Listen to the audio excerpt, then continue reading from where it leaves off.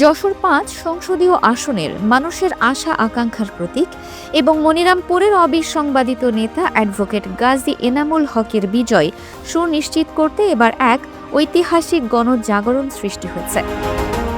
বাংলাদেশ জামায়াতে ইসলামের মনোনীত ১১ দলীয় জোটের এই হেভিওয়েট প্রার্থীর পক্ষে প্রচারণায় তুফান তুলেছেন মনিরামপুরের গর্ব ও দেশ বরেণ্য সঙ্গীত শিল্পী অ্যাডভোকেট রোকনুজ্জামান।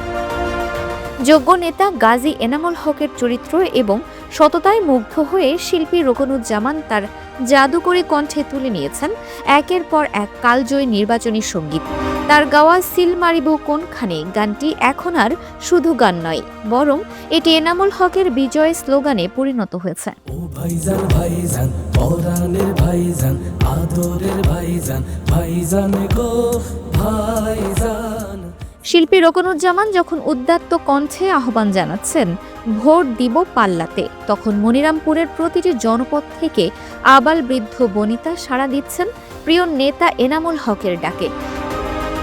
বিজয়ের মার্কা এবার দাড়িপাল্লা, এবং দাড়িপাল্লায় ভোট দিতে ভুল করিস না গানগুলোর সুরের মূর্ছনায় ভোটাররা আজ ঐক্যবদ্ধ।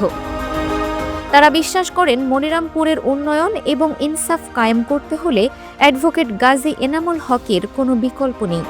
শিল্পী রোকনুজ্জামানের দেশ বাঁচানোর ডাক এসেছে গানটি শুনে তরুণ সমাজ আজ দলে দলে গাজী এনামুল হকের প্রচারণায় ঝাঁপিয়ে পড়েছে। দেশ বাঁচানোর ডাকে এসেছে, এবার দেশ প্রেমিকের ডাক পড়েছে। আবার গড়তে হবে সোনার দেশে কইরো না হেলা, আবার গড়তে হবে সোনার দেশ কইরো না হেলা। জনতার মার্কা এলো দাড়িপাল্লা। একজন জনপ্রিয় শিল্পী যখন একজন সৎ ও যোগ্য প্রার্থীর জন্য এভাবে জান প্রাণ দিয়ে মাঠে নামেন, তখন বুঝতে বাকি থাকে না যে সেই প্রার্থীর বিজয় কতটা অনিবার্য।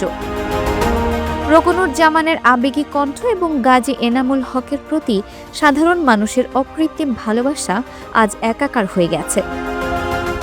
তাই মনিরামপুরবাসীর প্রতি উদ্দাত্ত আহ্বান, শিল্পী রোকনুজ্জামানের সুরের সুর মিলিয়ে অন্যায় অবিচারের অবসান ঘটাতে এবং আগামীর সমৃদ্ধ মনিরামপুর গড়তে দল মত নির্বিশেষে সবাই কেন্দ্রে যান।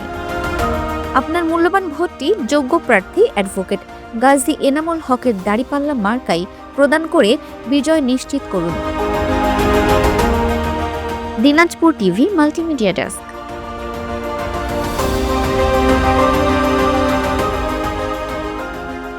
দিনাজপুর টিভি মানুষের জীবনের কথা বলে।